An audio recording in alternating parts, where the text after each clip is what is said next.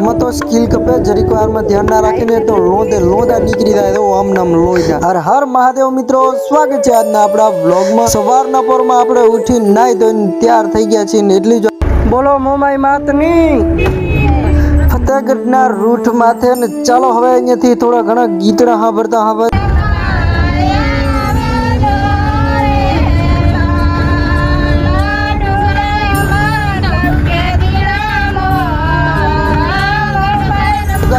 આવી ગયા છીએ પાછા જેમ કે મોમાઈ મોરા ધામ। ચાલો હું પણ દર્શન કરી લ્યો ને તમે પણ મારા ભેરા દર્શન કરી લો।